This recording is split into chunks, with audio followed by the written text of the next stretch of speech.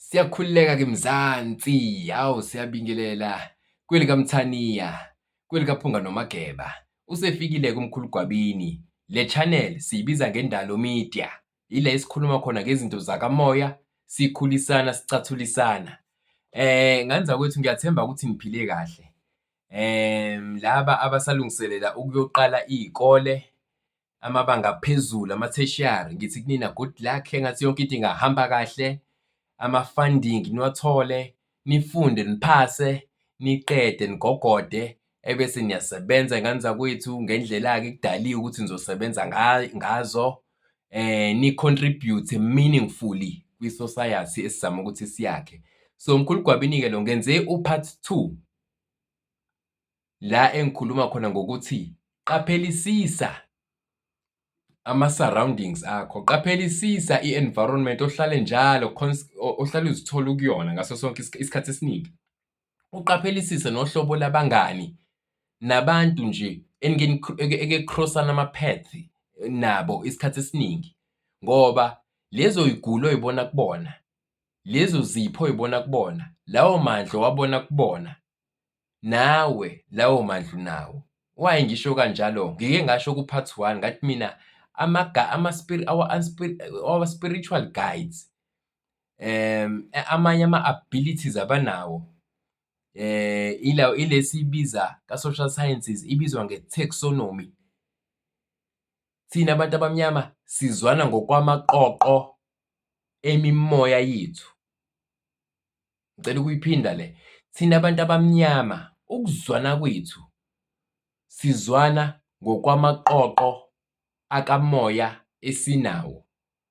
Lawo maqoqo akamoya esinawo ahambisana nezigulo zakhona, namandla akhona, nokwelapheka kwakhona. Ngaso sonke isikhathi umuntu ozwana naye, kungaba nizwana naye ngokuthandana, noma nizwana naye ngokobungani, noma nizwana naye at a colleague level, kodwa nje kuba khona le colleague eniklikhayo nayo. Isikhathi esiningi lo muntu oklikha naye ilo muntu onesigulo esifana nesakho.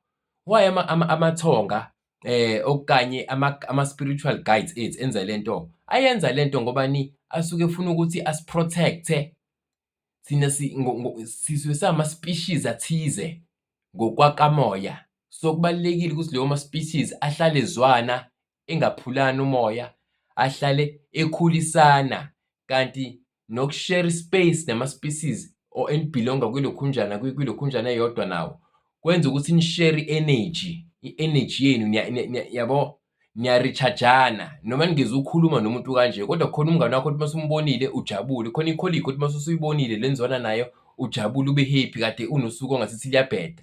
So ingakho-ke sibekwa sibe amaqoqo kanjalo. Ikakhulukazi lento i-common ebantwini abamnyama ikakhulukazi, ayilona iphutha. Ingakho ngihlale ngithi ungamthathi kancane omunye umuntu, especially ungamthathi kancane umuntu eni-close naye, ngoba kunesizathu why esempilweni yakho. Nganzakwethu, don't forget to like and subscribe. Ngike ngayisho lena ku-part 1 ukuthi why is it important ukuthi u-like usubscribe? 1, usuke ulekelela u-YouTube ukuthi a-establishe i-algorithm yokuthi lama-video amkhulu Gwabini nayi i-audience ewa-enjoyayo. So asithi mangabe le audience yakhe i-online, siwaphoste kakhulu lokhunjana ama-video amkhulu Gwabini ukuze a-reach-e le target group yakhe. So kubalulekile ukusubscribe noku-interact-a nami. You can interact by ilokhunjana ama-comments, unga-like-a, unga-share ama-video. Lokho kuyayisiza kakhulu i-YouTube ukuthi isheshe ikhule ngamandla-ke i-channel. So asisebenzeni sihlanganiseni lo 500 subscribers nganzakwethu, ngiyacela ngokukhulu. Ngizoba nesipho esikhulu senu, angithi nje oyedwa wenu ngizomupha into enkulu. Make safika ku-500 subscribers ngiyazibophezela, nginesipho esikhulu somuntu nje oyedwa. Asike silayikheni-ke, subscribe, utshele abanye ngale channel. Ake singeneni-ke straight-ke odabeni lanamhlanje. Nganzakwethu-ke la u-part 1 bekade ngikhulume ngomngani wami owayene-ability masidlala lento ebizwa ngani ngengwenya okuwumacashelana wasemanzini ukuthi sasicwila sonke ebese sifunana emanzini, sibhukude sifunana emanzini, sibambane lapho kwakuthiwa ingwenya. Kodwa lo mngani wethu wayevesane aduke straight-ke okwangempela-ke yena, angabe sababikho-ke nje la nhlobo. Kuyothi emva kwesikhathi mhlawumbe emva kwa-15 minutes, 30 minutes ebese eyoqhamuka esevumbuka le esizibeni le esazikhona ukuthi akudlalelwa-ke esizibeni. Uyena kuphela emlandweni waloya mfula esasibhukuda kuwona walapha ngase-Edendale emva ekujabuleni. Uyena kuphela umuntu engimaziyo owayekwazi ukuthi ahambe afike kuleso siba aphume ephila. Abanye ngizwe kuthiwa bacoshwa lapho, bacoshwa sebenjani? Sebengasekho emhlabeni. Kwakuhalibuyayo laphaya.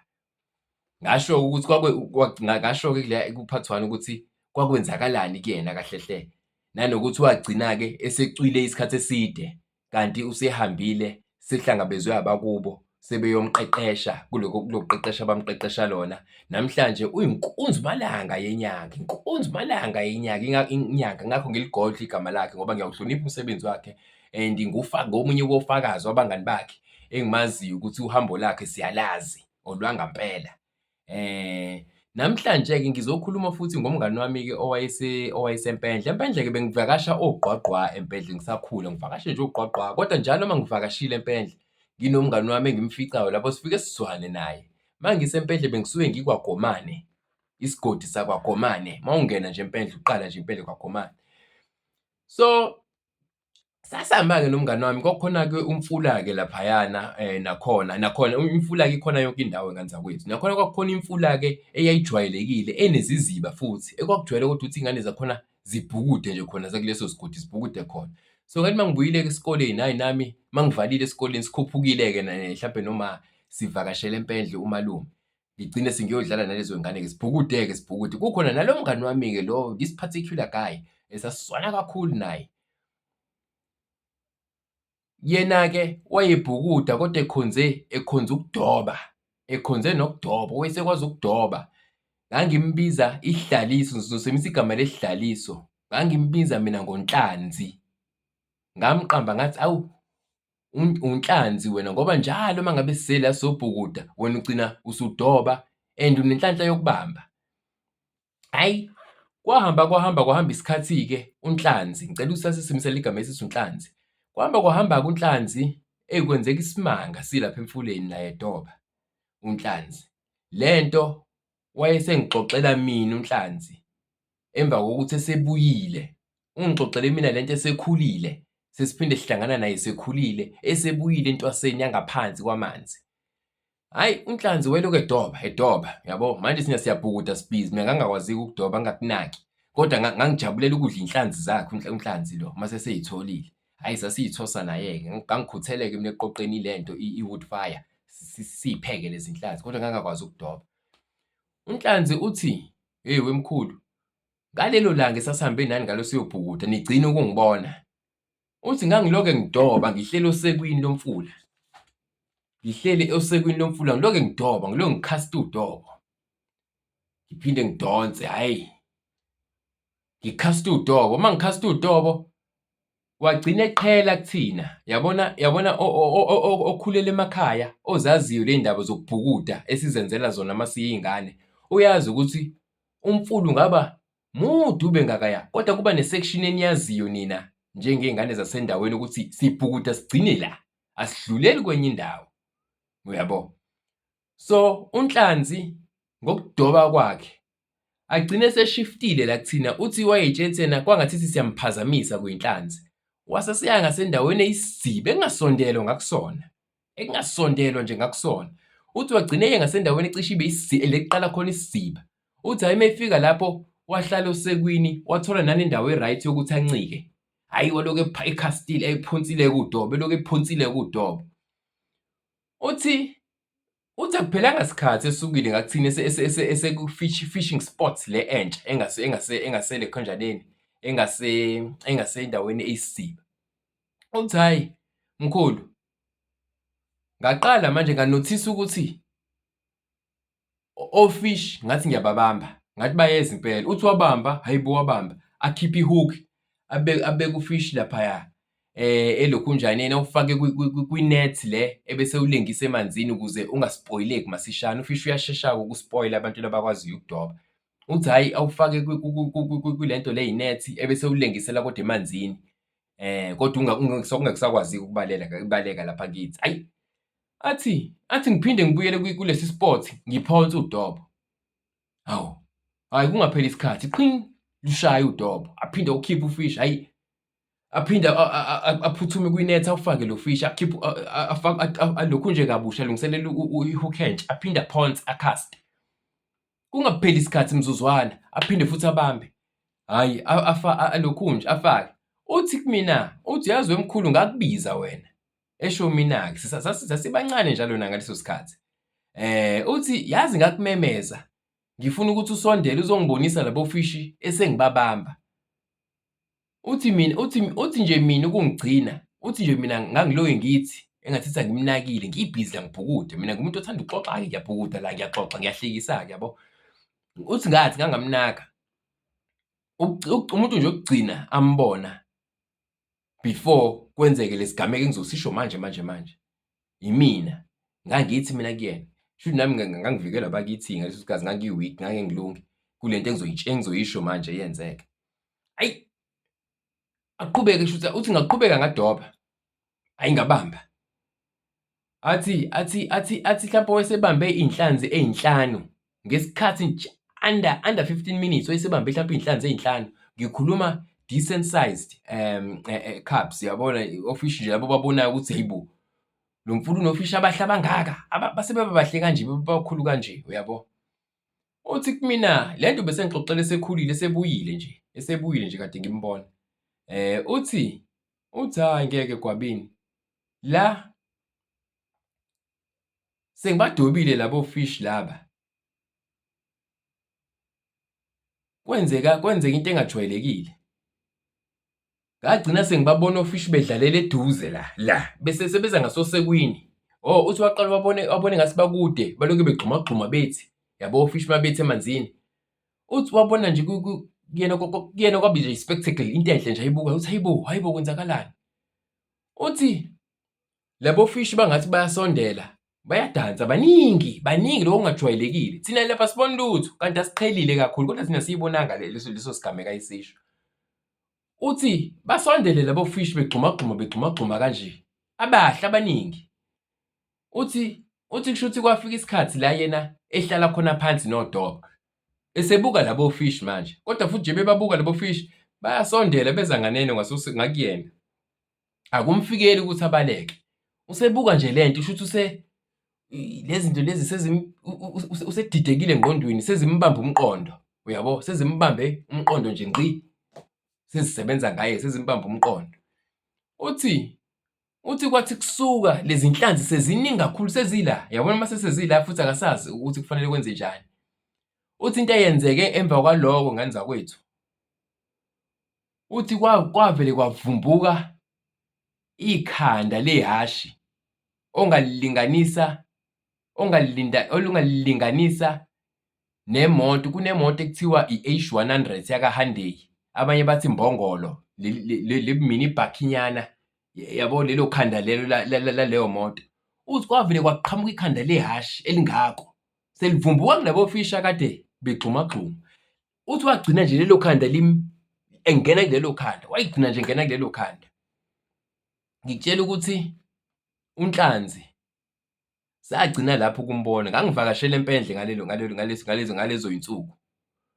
uNhlanzi-ke kwenzeka lesigameko nje uNhlanzi, njengoba ngithi mina ngangivakashele eMpendle kuvalwe iy'kole, uNhlanzi wayengalokhunjile-ke, wayengafundi nje uNhlanzi, wayengafundi, akazange nje aze alibhade esikoleni. So yamgwinya lento. Ngikutshela ukuthi uNhlanzi waze waphuma emva kwenyanga ey'balelwa ku-8. Waphuma emva kwenyanga ey'balelwa ku-8. Waphuma kusemsiba leso. Waphuma semsiba, befikile-ke abakubo bezomlanda ngoba kusho ukuthi wayesefikile ngamaphupho kwabadala bakubo ukuthi ngosuku oluthize ngiyeza, ngiyabuya lapha ekhaya kodwa angihambi ngedwa. Futhi kuzofanele ukuthi nizongihlangabeza la enagcina ukuthi ningibone khona, okuyikuphi? Okuyisisibeni sakuloyo mfula loyo wasempendle. Ngampela-ke abakubo-ke kwenziwa-ke usiko lolu lakhona-ke olwenziwayo. Kwafika-ke kwafikwa iy'lwane-ke nje ezazikhona lapho. Ngicathi nenkomo yayikhona lapho, ney'mbuzi zazikhona lapho. Kwagidwa, kwaculwa, kwakhulekwa into ongakaze uze uyibone kuleso sibha. Kwakhulekwa ngalelo langa kuzophuma uNhlanzi, kwakhulekwa, kwagidwa, kwaphahlwa. Hheyi, kwaba usuku olumnandi ngendlela ongakaze uze uyizwe khona lapho Emfuleni nje osekwini lomfula. Kwaze kwafika isikhathi-ke la kwabe engathi kuyaguqubala ngoba kuthiwa bafika ekuseni abantu, abalaphi bendabuko nalona-ke impela umlaphi wendabuko owayezolekelela-ke umndeni ukuthi bahlangabeze uNhlanzi ngendlela yakhona. Uma ngithi uNhlanzi akusona isibongo sakhe, i-nickname engangimnike mina yona ngalo lelo, ngesimo sokuthi wayejwayele ukudoba njalo abuye nofishi, ngagcina sengimbiza ngoNhlanzi. Kwashintsha izulu-ke ngoba bafika ekuseni laba, bathi bafika ekuseni mhlampe ngabo-5 base sebelapho. Emakhaya kuyaye kube nenkungu-ke, kuyaye kube nenkungu. Kuthiwa nje yathi iqambe inkungu ithi qebu, base sebevele sebeqalile bephahla becula, kugidwa abagidayo, kuthandazwa. Kwathi makubumbana ihora lesishiyagalolunye, ilanga lase livele liphumile sekukhombisa ukuthi usuku olushisayo namhlanje. Kodwa kuthiwa lapho kuleyo ndawo yesibha kwaba sengathi kukhona ifu nje elisithile, kwaguqubala. Kwangathi kufuna ukuhwalala. Ekuseni nje kusa, kwangathi kufuna ukuhwalala futhi. Kuthiwa hhayi baqinisa-ke emkhulekweni, baqinisa emkhulekweni. Kwathi kusuka kwaqhamuka into lapho kuleso siba. Kwaqhamuka into kwangathithi kuba idwala. Niyalazi idwala, idwala ilelitshe elibukeka engathithi limnyamana, elijwayele ukuba sey'ndaweni ezinemfula. Kwabe sengathithi lesi siba siphenduka idwala. Uyabona uma kuzoqhamuka idwala liqhamukele phansi ekujuleni kwamanzi, ebese liza kwi-surface lana enithi khona isisiba. Kwaqhamuka nje idwala kanjalo-ke. Kulelo dwala-ke kwakukhona-ke uNhlanzi lapho, engekho-ke yedwa. Kukhona into eyayimthandele lapho, ngoba ngicathi wathi uma ngabe esuka lapho uNhlanzi, wagijima uNhlanzi, kanti ephupheni ebayalelile kubo ukuthi enene kofanele ukuthi uma ngabe egijima bangavumi ukuthi agijime aze angene kuqala esangweni. Kofanele bona athi efika esangweni, lesi silwane abasuke esinye salezi iy'lwane abasuke nazo emanzini babe sebefika naso abantu lapho kuqala, ebese-ke kuyamukeleka ngaleyo ndlela umsebenzi ukuthi uzoqhubeka. So ngenzeka ukuthi bengithi angishere nje leso story, ngizosigcina nje lapho. Kodwa engingakusho manje omunye wabantu engibahlonipha kakhulu ey'ntweni zakamoya, uNhlanzi, umngani wami uNhlanzi. Ikhehla lamakhehla, ikhehla elikhulu, indoda engabukeki emehlweni ngqo. Uma unayo uyakhophozela. Okay bafethu, umkhulu Gwabini lona. Ngibonga kakhulu ukuthi nilalele kuze kufike lesi sikhathi. Bekuwu-part 2-ke lo. So into esengidicayide ukuthi ngiyenze njengamanje, njengoba kade ngikhuluma ngokuthi gada uhlobo labangani onabo, bayinkomba zokuthi wena ubani. Lezi y'gulo oy'buka kuzona, njengoba kwabangani bakho be-close, njengoba kwama-colleague a-close nawe, njengoba kuyithandwa zakho lezi, kwama-girlfriends akho lawa, lolu hlobo olunje onalo, lukhombisa ukuthi nawe unalezo zifo abanazo zakamoya. Zikhombisa ukuthi nawe unalamandla abanawo akamoya. So yingakho ngishere lokhumbjana nje ngibe no-part 1 no-part 2. Sengicabanga manje ukuthi ngicela ukuthi iy'ngane zakwethu ngiyiqede le video. Ngizokwenza u-part 3. U-part 3 usukhuluma ngomkhulu uGwabini kuqobo.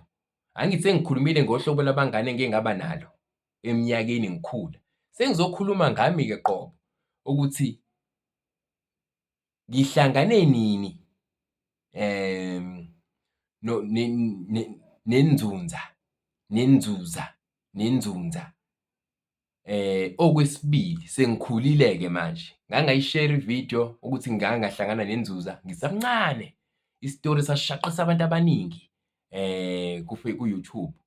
Ngizophinda-ke manje ngishare isitori isilokhunjana sesibili-ke manje, la esengihlangana khona nenzunza sengikhulile.